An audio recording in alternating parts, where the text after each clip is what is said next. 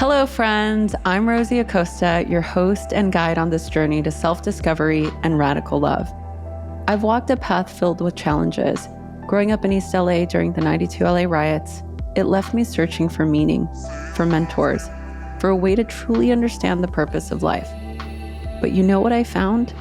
The power of conversation.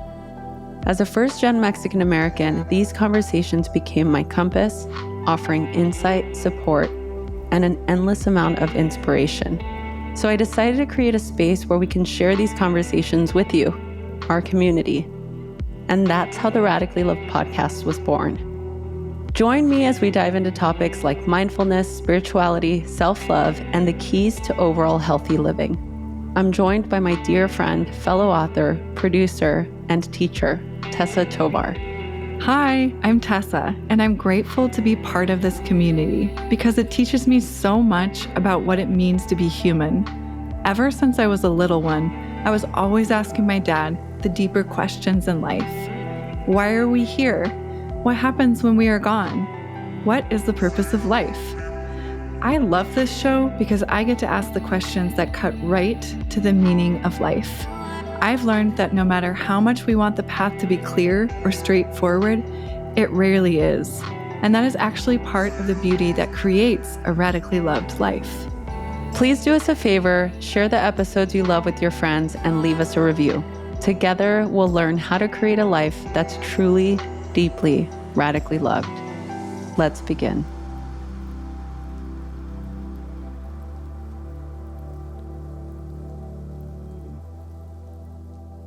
And we're back. Welcome to the Radically Loved podcast. What if we did our show like that instead?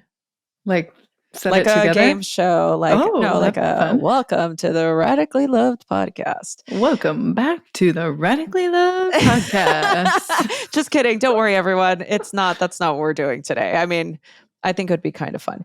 You know what's been really interesting? You're like, no, what? This is actually, you're back since taking a little bit of time off, which is, always a nice experience. I think for me anyway, anytime I've taken a little time away, coming back, it makes me feel a little refreshed. Do you find that you're feeling that or not really? Oh my God. I don't think we have time for me to answer that question. I absolutely do not feel refreshed. Okay, you know what? Let's just say more update on that when we do. Be continued. Yes. We continue. But I am really happy that you're back, Tess. I really am. Me too. This is a helpful distraction from what my life has been like for the past 4 weeks. Oh my Lord. It's going to be a full episode on just how life happens at you sometimes, right? For real. Yeah. But let's set that aside for right now and talk about something else. Okay, great. So yeah, Tessa, today we have a really incredible guest, somebody that's become a dear friend. We've had Leopoldo on the podcast before with his book, Monarcas. He's an artist, writer, and filmmaker who works across mediums to articulate the ephemeral, which I so want to just ask him about. In his work, the abstract and figurative clash with moments of chaos, memory, and humanity. Born in Mexico City, Gout grew up in a home often filled with poets, musicians, scientists, and more. And he is probably one of the most poetic people I know. He is so interesting, and we chat all the time on Instagram, and he's always sending me these really great art installations or these really great articles on the history of art or, like Mexican folklore. It's really great. And I just really love him as an artist. And I'm really, really, really excited to have him on the show today. He's got a couple of projects he's working on, and he's here to tell us all about them. So without further ado, here's mine and Tessa's conversation with Leopoldo. No. I'm just learning from you. Mira, aquí somos profesionales. You are badass. I want to be you when I grow up. That's so funny. Tessa, so what's really great about this is I was just telling Tessa, she's obviously familiar with you too because she's been a part of the podcast for many years now. But now, obviously, since you are a listener of the Radically Live podcast, which we love, Tessa joined us, and I feel like she's added such a more fun, vibrant element. Don't you think? Aw, thanks, guys. What do I you think, Leo? so. I think that I always think that having a dynamic duo, there were, like Batman and Robin, I don't know. I just I'm always Robin. feel like there's always a better thing especially in this format as a ping pong, and I think that there's empowerment in friendship and in sisterhoods. Oh, I love I that. love this. Okay, well, just because I want to be respectful of your time and also we want to keep with the format of the show, I'm going to ask you. I'm going to ask you one of the first questions that we've had, and we have a handful of questions. Hopefully, we can get through them.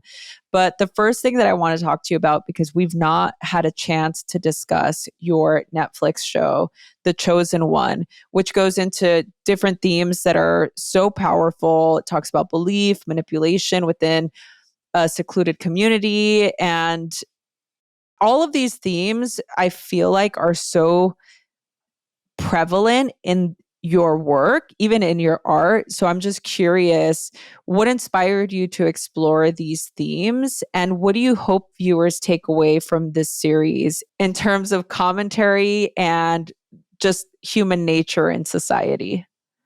The show is a little bit of a product, like everything that I make. It's an information of my life experiences of everything I do informs each other. Like, because I work on multiple medias, I'm a visual artist and I do painting and sculpture and I do art forms in television, I do books, I do all sorts of documentaries and all sorts of things. People constantly ask me like, where does this all come from, or how can you manage so many things? And I don't see so many things. I see stories that I love to tell.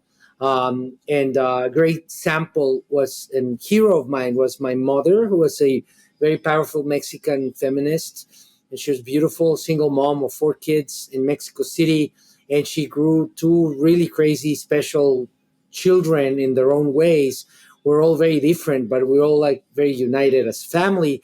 And my mom gave us the gift of curiosity and the gift of imagination and the freedom of non-judgmental and non kind of diversity acceptance. We had friends who lived in our house from every background, color, sexual orientation, denomination you can imagine. And my mother was very open about it. And a lot of when we received from Netflix the comic book, I really thought that there was an immense opportunity to play with a character like my mother. I mean, we grew up in a little apartment in Mexico City with not a lot of money, but a lot of culture, a lot of books, and incredible people would come and visit her in our small apartment. We had dinners like, all sorts of writers, even Gabriel Garcia Marquez was her friend, all sorts of different layers of people that went to my mother as friend or as counselor or as kind of hero in a way. She was kind of a feminist hero for a lot of women in Mexico and people of, indigenous people, all sorts of different people. And I've always, I think that both in my book Piñata and my other book Monarca and in the El Elegido, my show, she had, I had been building these characters, kind of playing homage to her, to different sides of her. And so in El Elegido, when we saw the comic, both my brother, who's a co-creator, and me of the TV adaptation, we both had a real gut response of saying this character can become somewhere in between Sarah Connor from the Terminator and our mother. And we wanted to give that character birth. So that's the real reason the trigger to make this world, because once I find a character or I get to know them, I can follow it and I use people that I know, memories, feelings, ideas that are constantly floating in my head, and then they get expressed in different formats. And in this show, it was that trigger of my mother. I was so curious about that, Leopoldo, when because I've been reading Pinata, and first of all, I just love this book, and it's been such a nice thing to have as I've been recovering. Yes, it's such a beautiful cover. I'm almost done with it. I have about maybe 50 pages left. I'll probably finish it today. But as I've been reading it, I've had so many questions for you. Kind of answered one of them, in terms of inspiration and the characters, because I was thinking this female protagonist is so strong and she's a single mother. So I was curious if it was based any part in, your experience as a child. But I'm curious about that. You have this, Rosie said it in the introduction, this ability to blend ephemeral with reality, and especially set in a place like Mexico City, where there are these really scary things happening today in a modern day landscape. Like, well, it's a two-part question. It's around how you become inspired and how you do it so seamlessly, this modern and ancient blending of these themes of something that's happening in modern day Mexico right now, like femicide, with these really ancient stories about Aztecs, and I'm probably going to butcher the pronunciation of this, Nahuatl culture. Yeah, that's good. I've been asking my husband every time I'm reading, I try to have him close by because he's from Celaya, Guanajuato. So he helps me with the pronunciation. Great. So I want to know about that blending, how you do that so seamlessly. It's almost like dream/reality. I feel like I kind of can go between these two worlds with you and your storytelling. And let me stop there, and I'll ask my second question later, because that's a bigger one. I love this question, and it's really important because it ties on to what I was talking about. My mom. So when I grew up, she had a job in the Zócalo, which is right in the center of Mexico City, in the big plaza where the Aztec city of the Tenochtitlan was founded. And it was in two small kind of these lotes on top of a lake.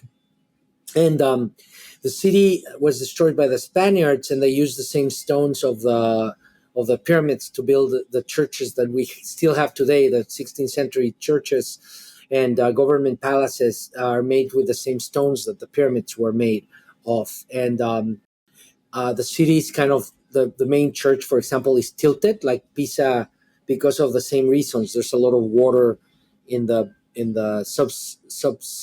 terrain, and in the whole building is tilting a little bit. I mean, it's less pronounced than in Pisa in Italy, but it's still tilted. And they have done lots of excavations where you can go below the city and really see the foundations of the Aztec city of Tenochtitlan. So my mom had an office at the Ministry of Culture. She was doing lots of programs and documentaries, and back then she did a lot of audiovisuales, which was shows with multiple projection of slides. There was slideshows, and it was like sound and a voiceover, and it was like in theaters. And she was doing, for example, bringing the day against violence to women. Even before I was born in the 70s, she was already doing things like that, and she was doing amazing campaigns for don't throw your trash in the streets, and she would do jingles. And so she was like a designer and a documentarian, but using story to change people's opinion, like trying to improve the world that she grew up in Mexico. Her office was right in the Zócalo, so she was like Erin Brockovich and had like 3 jobs for 4 of us. So she would bring me, and I was like riot. I mean, like I was crazy. I was drawing everywhere, telling stories. I was always in trouble in school, and so she would like do all sorts of things to kind of get me entertained, and she would dump me in the school after school in her office, and I would be playing with stuff for her design workshop and in the Zócalo, and she would organize some trips underneath the pyramids, underneath Mexico City to see the pyramids. And to me, it was such a powerful experience of seeing a world, and there was another world. And then years later, she also befriended a lot of indigenous communities, which I was very excited because they would come, for example, once a year. There's this family from, I think from Michoacan, they would come and bring some masks. And the masks, my mom would support them, help them, have like a little lunch with them, and like buy some stuff from them. She loved to collect those masks. I mean, we were never rich, but she always managed to make us feel that we were rich with culture and books and these experiences. And this family, I remember very clearly that I even tell this story in the TV show you asked me about. There's a scene where we steal it from that, because the indigenous woman is showing us like some masks, and some of them are really big and colorful, but the more expensive ones were tiny. And I was like, what? Why is the small one with less colors more expensive than the very large one? And she said in front of me, obviously prompted by my mother, she said, oh, because this one is very danced. So their pricing was about how much rituals they injected into the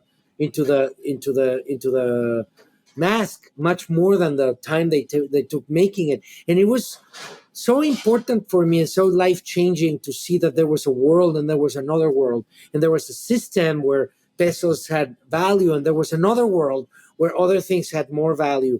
And I never forget that moment, and it marked forever that there's another world in Mexico that it's equally powerful, if not more powerful. So it was very natural, even in my first novel, Ghost Radio, which, by the way, it's narrated.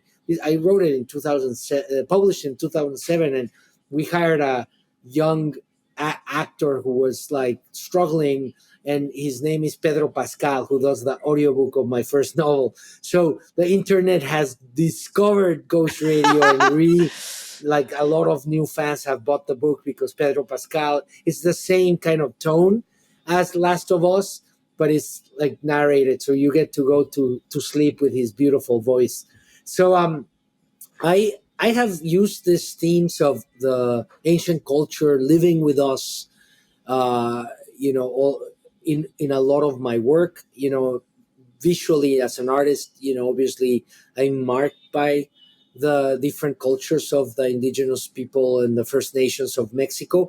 I discovered that my father, this is in my 20s, I discovered that my father's family had a direct descendant from the Zapotec.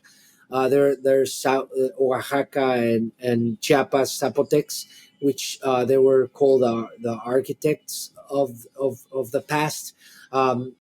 In the turn of the century, it was very in vogue to say that you were European. My last name is French, so they kind of never told me that I had a Zapotec blood streaming in my veins. And when I discovered, I was so excited. That doesn't mean that I'm saying that I'm indigenous at all, because I didn't have that experience, and I'm very respectful for their reality and their experience.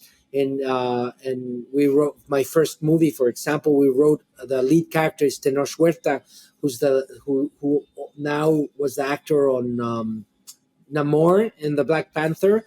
And in the New York Times, he mentions us, my brother. He says, like, before the Good Brothers, like, I was seen as just like a bad guy because I was indigenous and dark skinned, and they kind of invited us and gave me my first leading role as a leading man that changed the way I see myself. So this is not like in fashion. We did this movie more than 10 years ago. So we've been walking the walk for many, many, many years.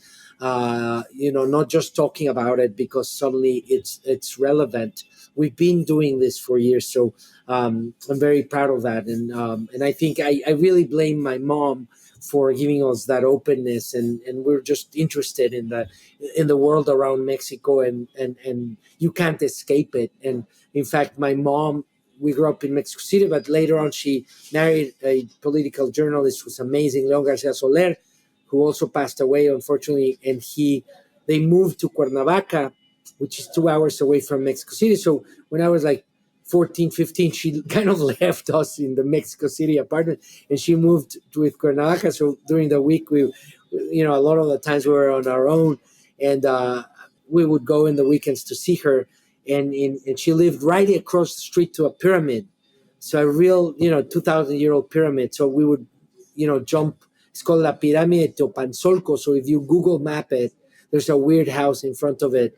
And that's where my mom had a house for, until her death. She died in the house, and we would go there every weekend and jump on the pyramid and get, drunk and high and whatever you do when you're a teenager on top of the pyramid, looking at the world, looking at the stars. And so it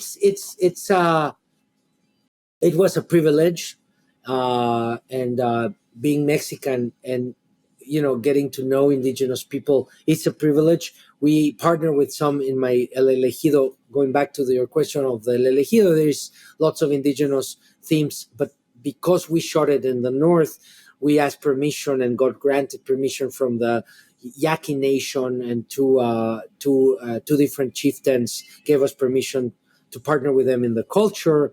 We had a transaction with them, because that's what they chose, and we worked with them very closely. The mother and a young child actor, they're both Yaqui people, and they were our advisors, and they're amazing. And the kid he won our hearts. He's one of the stars of the show, and he moved heaven and hell to take five buses to go to the audition. He heard about it. I don't know if in posters or in a radio, that we were looking to collaborate with Yaqui people, and he dragged his mom, this tiny little spitfire of a kid. He's a giant in our hearts, and he's amazing. And you guys should see him in the TV show and follow his mom on Facebook. They're an amazing people, and we were very lucky to get sprinkled their magic.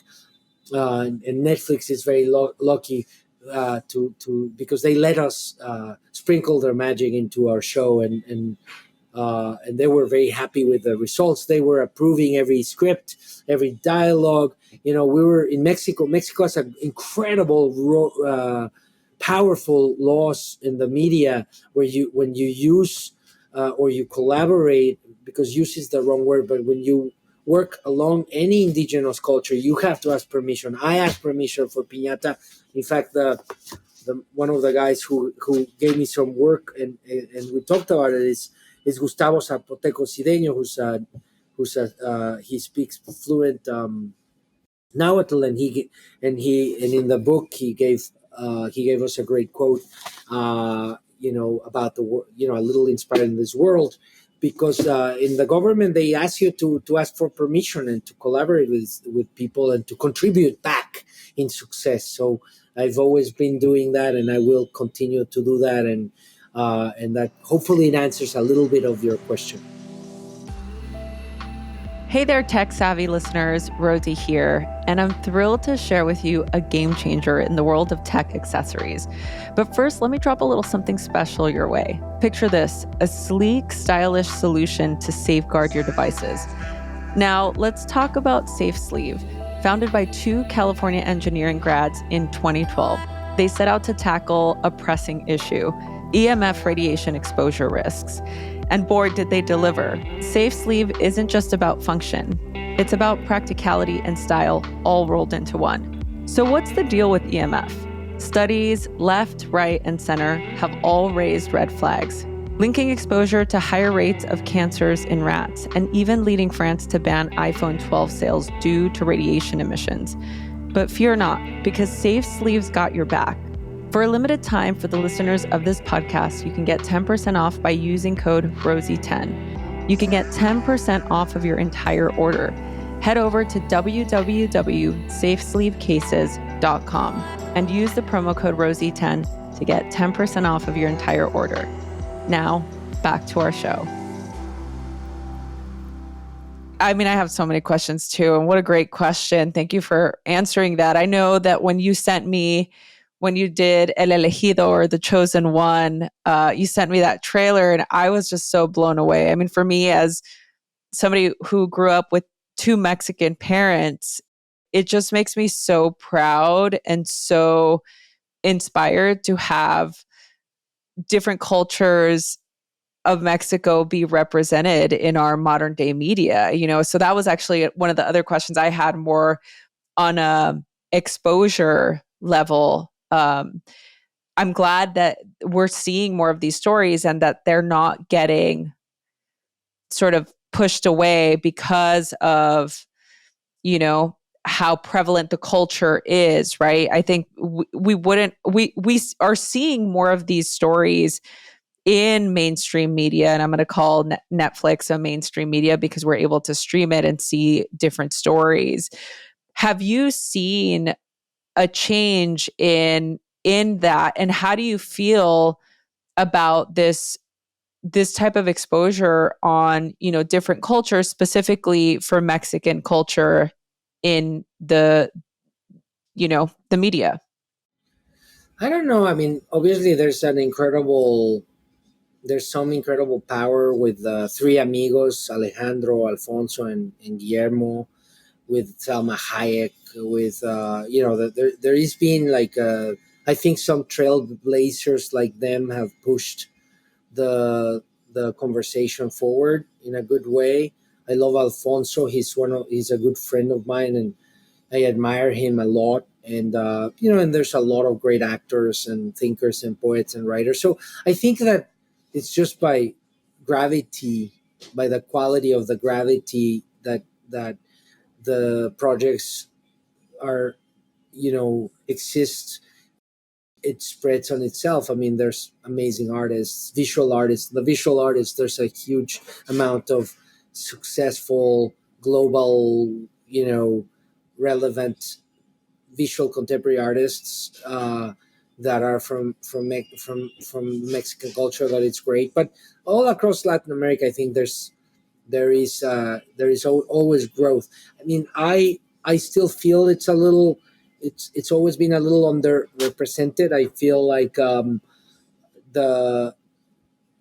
I do feel I've always felt that I have to pitch myself from scratch every time I go for a movie, a TV show, a book. No matter what success I've had, it's square one every time. But other people say the same thing, and even huge people have failed to produce some of the things that should be done already. Like Spielberg tried to do a TV show with Amazon with Gal Garcia Bernal, Diego Luna, Tenor Huerta, my actor, the Javier Bardem about the fall of the Spanish thing, and they spent millions of dollars, and then they canceled the project before it was shot, and I think Amazon spent about $30 million on the pre-production of it. Why did they cancel it?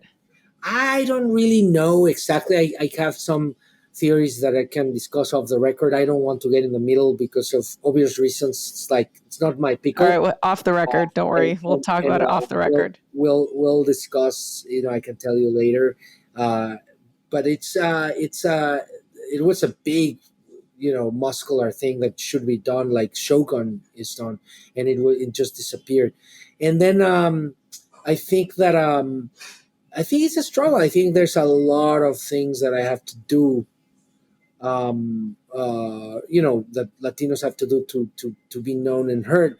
But it's not a complaint because I told there's a young Latino filmmaker that came to see me. I always love to give advice, help.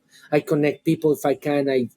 You're so good at that. Let me just say, can I just say one thing too? Like, I really love that about you. You've always been so supportive, and I really feel like we need more of that in our industry. I mean, especially for me, because I'm like you. I always have to state my case, and people are always surprised that I speak Spanish or that I'm Hispanic, and it's like, there's always that stigma too, where I want to represent my culture, my lineage, my parents, my story, growing up in East LA, in a gang riddled environment, and sort of finding this road to spirituality and mindfulness and growing in that way and wanting to help people like my people, right? But it has been a struggle, but at the same time, I'm really grateful for the opportunities that I've had. And I think for me, the only reason why I'm where I'm at is because I've had people like you,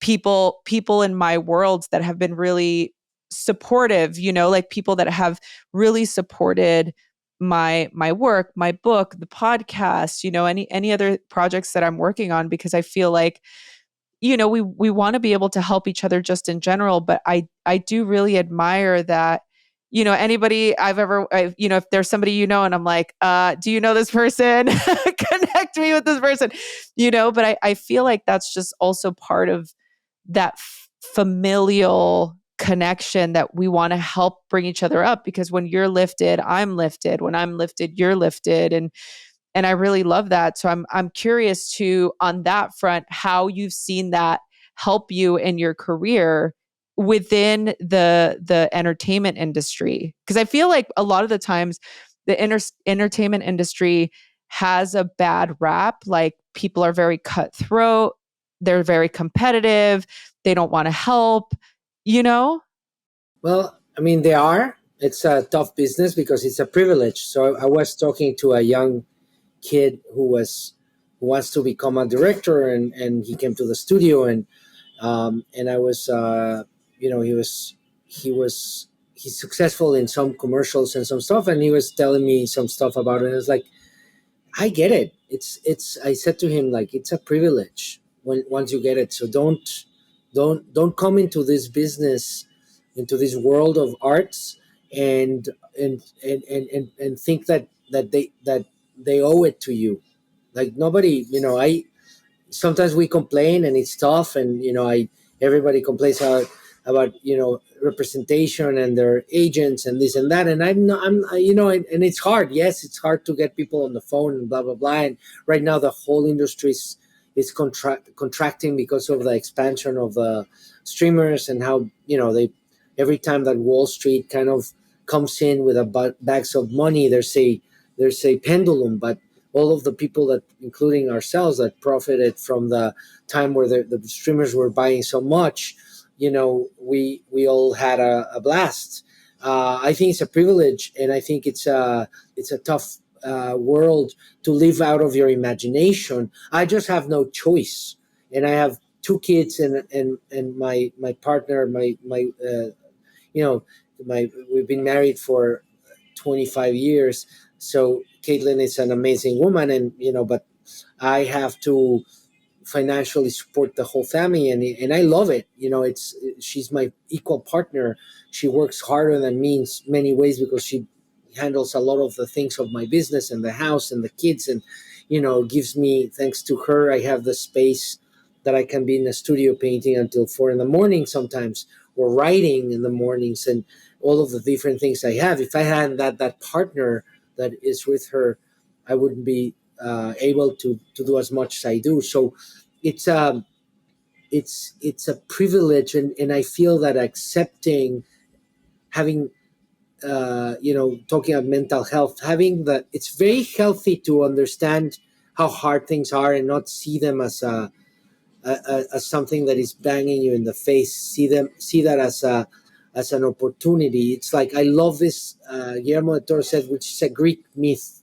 It's not his own, but it's a great Greek myth, that it's making a movie, and the same with making a painting. It's a boulder at the bottom of a hill, and you have to figure out how to put that boulder at the top of the hill, because the boulder wants to fall back on top of you and go, and it doesn't want to go up.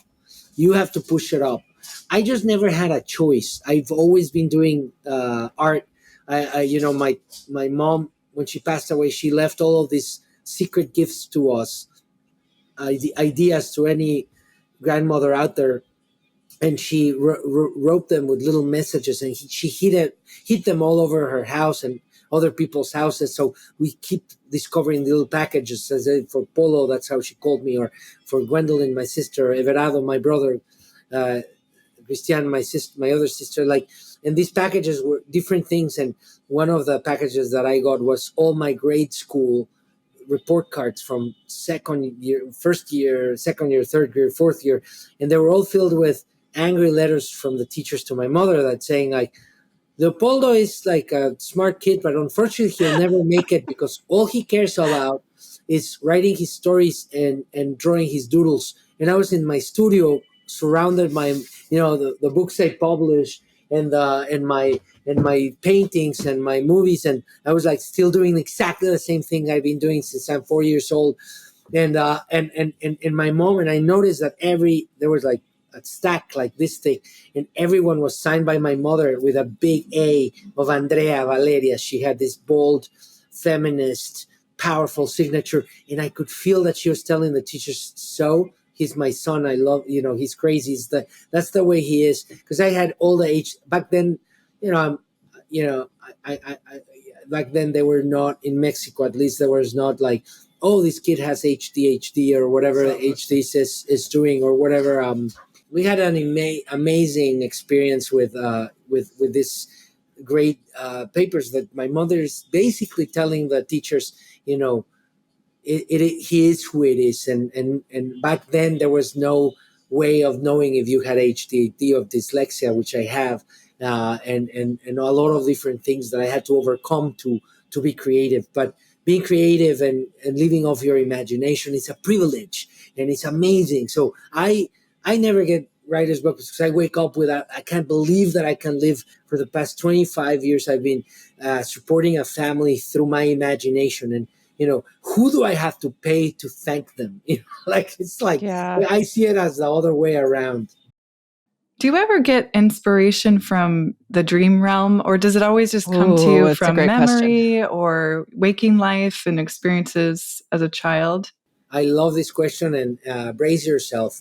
Okay. First of all, I have very powerful sense of scent. I have a almost like a photographic scent memory. I call it. I don't know how it's called, but my paintings, if you see them in my Instagram, Leopoldo is they're very time consuming and very obsessive, and it's a little bit of my meditation more than writing. Writing is painful, and it's not. I'm not naturally a writer, even though I've written a lot of books. It's very difficult for me, and I need help, and my publisher and my editor and my friends and everybody helps me because I see it very clearly, but it translates easier as a doodle than as a word that has words. And I use everything in my arsenal. And one of the biggest things, apart from my memories, is dreams. But I practice this weird personal techniques of meditation, both of my scent memory and of my dreams. And by practicing these things, I believe, and I don't know if it's true, but I believe very strongly that dreams and memory are interlocked and are like a muscle, like going to the gym. And the more you practice dreams, the more you remember them. So I write them down, and I think about them, and I talk to them, and I've had vivid dreams where I actually have been able to manifest a dream and then change it mid course in the dream.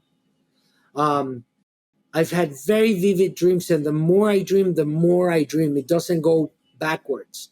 If I can have a good night's sleep, I will wake up with a very powerful dream. In fact, last night I dreamed about my dad, and in the dream, I know he just passed away. I just came from the burying my dad in Mexico City. So in the middle of the dream, I tell my cousin who's there in the dream as well, who used to come to eat with my father, and I go like, I'm talking at his house because I decided to turn his house into a writer's retreat, an artist colony. And it's in a fancy area of Mexico City, and I'm going to invite you guys could go there and do a podcast from there. I'm going. Oh my God. Yes, please. I'm going to have a tip jar so that instead of an Airbnb, I'm going to let people, whatever they can afford, just leave it. Or a little like a link PayPal that people can just, or Venmo that people can help the house with. And then I have some fancy art friends and curators and collectors of my work that have promised to help me with a house. For example, Sharon Stone is fixing a toilet, and we're going to be sponsored by Sharon Stone, who's an incredible artist, and she's a very good friend. And she said, "Yeah, I'm helping you with your house." So it's going to become kind of like it's a modernist house. My dad was they divorced when I was very young, and I never lived with him, but he had we became closer and closer, later in his life, and I took care of him financially in the last 10 years of his life. And the last 4 years were really hard because he needed full 24/7 nurses to help him, and he had a beautiful death at 94, surrounded by his children. So I want to maintain, he as an architect, he did this modernist house. So I dreamed with him, and he was there. And this is a funny, because in the dream I know I'm dreaming because he's alive, But then my cousin is there, and he goes, and I'm talking to a friend who's also there, and telling them what I decided to do in his house. And then, but he's there, and I go to my cousin. Shh, don't tell him; he'll get pissed. In the dream, I kind of like, I'm talking about him, knowing that he's dead, but I can't tell him, even though he's there, that I'm doing that in his house, because I don't want him to get upset, even though I know he would love it. So it was like a really complicated, layered dream within a dream, you know, me knowing that it was a dream. And I love those dreams. And I have the dreams that are so vivid that I smell them. I still smell my grandfather, one of my grandfathers, because my grandmother, another story for another podcast, she was a big feminist, and she married like 8 times. And she was a beautiful woman from Germany that had to escape the Nazis and then had to escape McCarthy, because she was a communist and she was friends with all these crazy people. And she, beautiful woman, and she, I still dream with her scent, and I wake up and it's still like all over me, the smell. So dreams really inform my paintings, my sculptures, my books, the characters. I can smell them. I can form their scent, and they're stealing scent from other people in my childhood or in my memories, and that informs my art. So absolutely, yes, dreams are that world is very important to my process, and I meditate on it and I work on it, and it helped me very much in my mental health. I working with my memory, and I have systems that I've created to rehearse them, to work with them, to play with them. And my systems work for me, but I always tell people, you have to find your own systems to access your memory and access your dream world. And it can really help your body and your soul and your mental health if you go in there and you really work through your kinks. I have a question about that, because I feel like there's a lot of people that listen to this podcast, myself and Tessa included, who are creative. We love the world of writing and story, and this is very much a part of our daily lives. And for me, like, I love reading. I love to read, and I love to go into that world, and I love the dream world, and I love to get inspiration from there as well. What advice would you give to those people that are also creatives, but they're having a hard time right now tuning into that? Like, obviously for you, this is your life. You get to do this as a career, a way to make money, and also just an outlet for you as a person. It's so much a part of who you are. What about the people that are listening that want to bring more of that into their life so that they can find that inspiration? Great question. So, and you have 2 questions, but Tessa should have 2 questions. So I don't want to finish it and just do. He wants to The keep it fair. Yeah, I will. One day I will give this class online and help it, because I've given a class exactly about that. I gave it to a friend of mine who's a professor at Columbia Film School, and it's a class on creativity, of how to kill the demons of writer's block or creative blocks.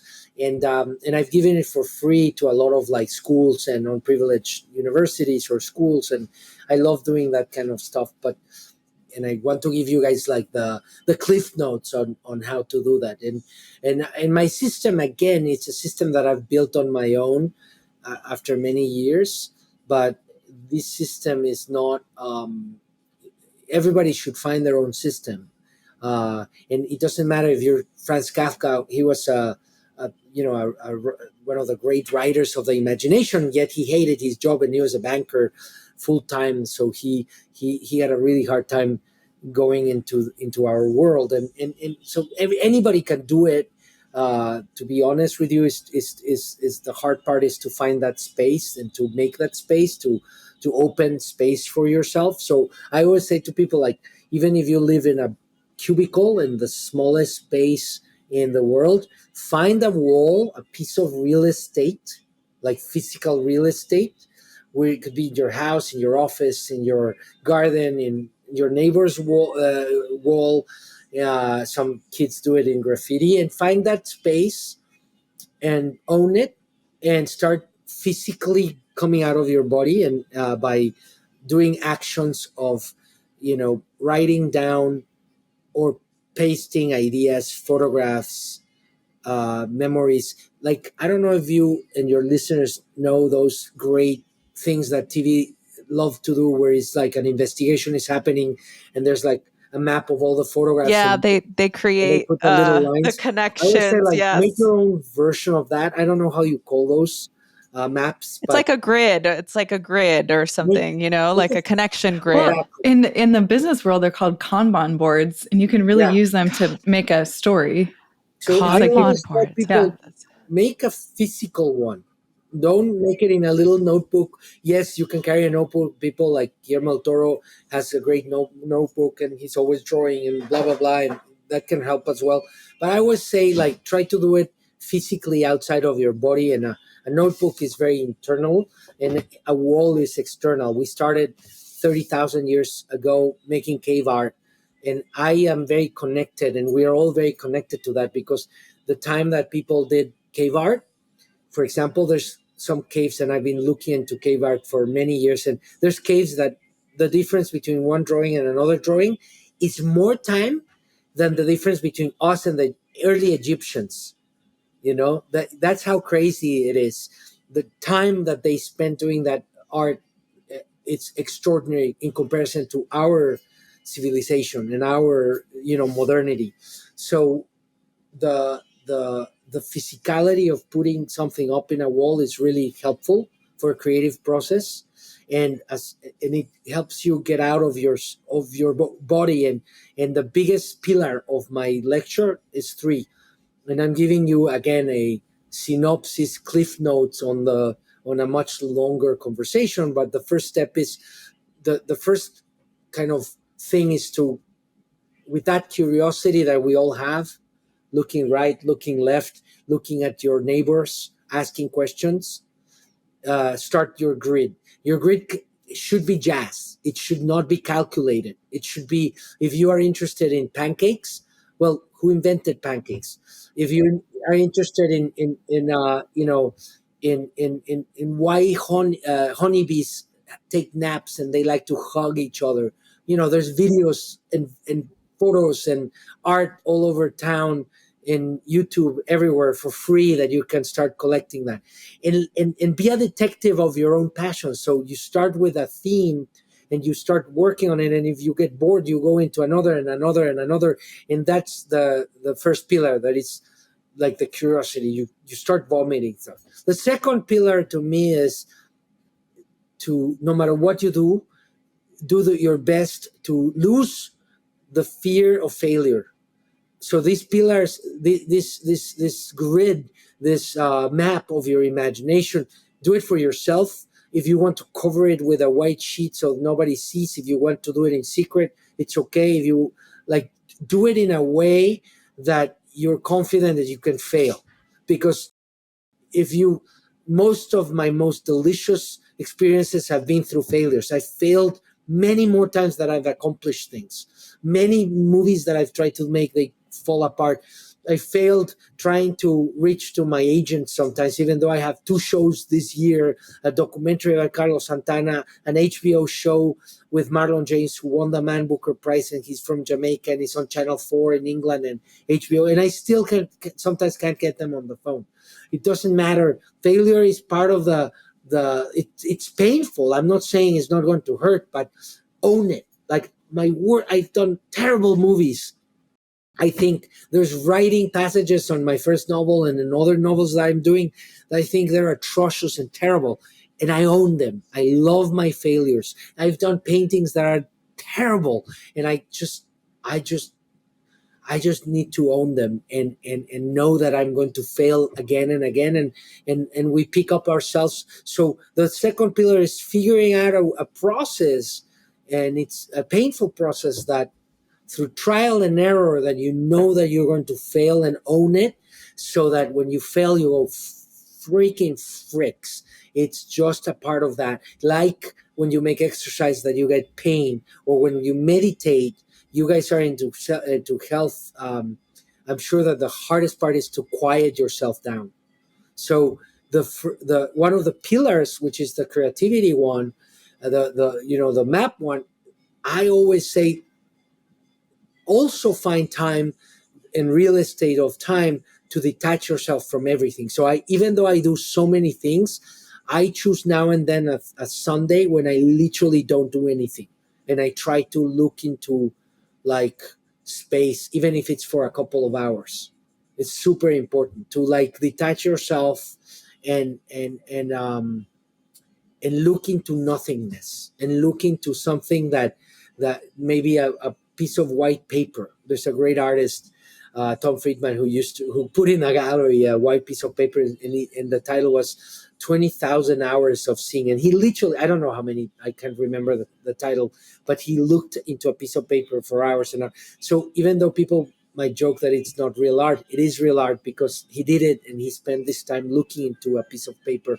And I love art like that has some ideas that can change the way you see art. So that curiosity, detachment of, so that your brain can kind of recalibrate, and the process of feeling of fighting the demos of fear is the first stage of my cliff notes to find yourself creative. Because once you practice those things, if you really do your grid, you'll start to, gravity will take its course, and suddenly you will find one of those many ideas that kind of pulls you in, and then you have to follow it through like a detective. And what I love about modern life is that there's so much information. You don't have to be rich to have YouTube. You don't have to be wealthy to go to a library. You have to be, it's hard because some people work full time and they're exhausted. So find then, if you're exhausted and you can't do anything else, find 10 minutes where you can relax. Because once you relax, if you find a way that you can relax, your creativity can bump backwards, and you can find the time to maybe spend half an hour every week to do something creative. Doodle, like take a doodle class to create you to change your paradigm.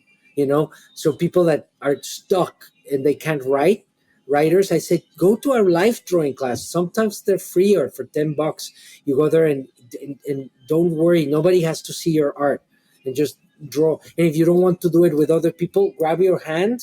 I always give this art class.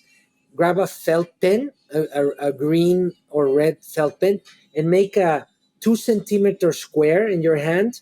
Then put a huge piece of paper, the biggest piece of paper you can do, and try to draw those lines with a big charcoal, like the cheapest material you can find, and the biggest space you can do. But really follow each line and just do it physically, and your brain starts to connect with the creative muscles. Because if you're having creative blocks, is two different things. You're too stressed, and stress kills the creativity for some people, or you're fearful, you have fear. And those things you can really master, you can really vanquish. They never go away. Every artist, we are fragile. I hate when people hate my work. I hate being judged. I want everybody to love me.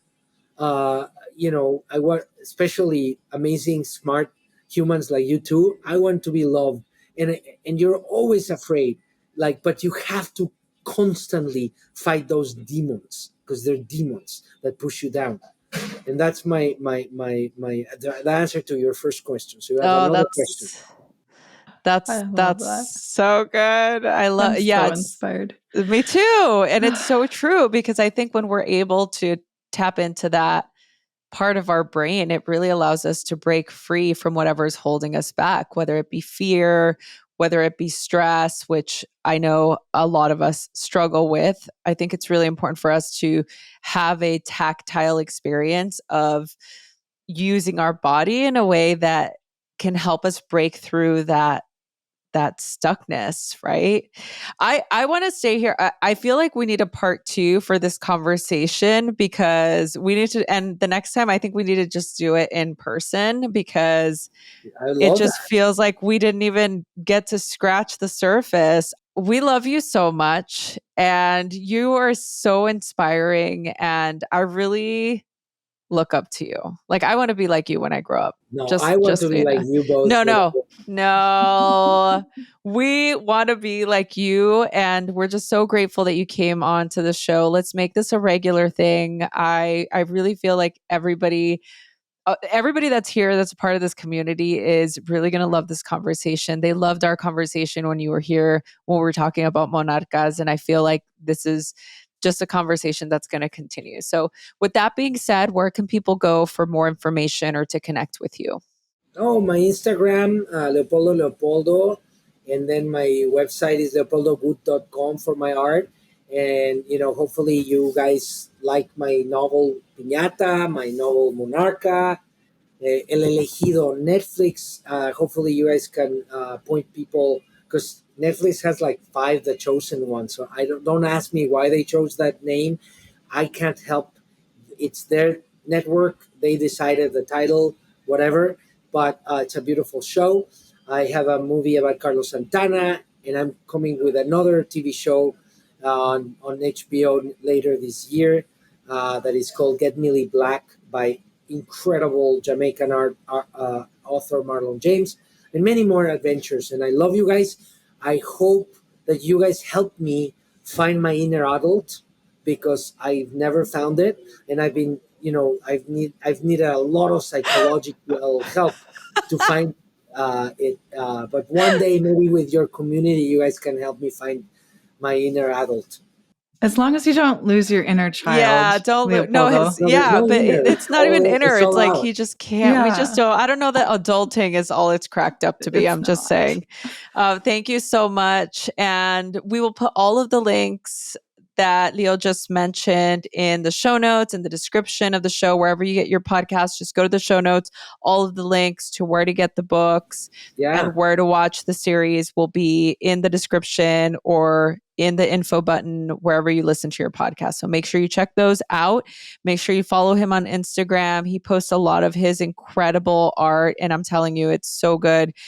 As I said in the beginning, you didn't hear the intro, but you are such an inspiring artist. And I really Thank you. feel like the more we surround ourselves with our people, the easier it is for us to rise above anything we're struggling with. So find your people, find your community. And thank you all so much for being here. Please, please, please don't forget to subscribe, rate, and review wherever you get your podcasts. It really helps us. Tessa and I are really loving doing this show. Please share this with a friend or anybody who you think might gain value from this conversation. Yeah, Thank you all and you so will much. be radically loved if You you will be follow so me. radically loved. You will be so radically loved.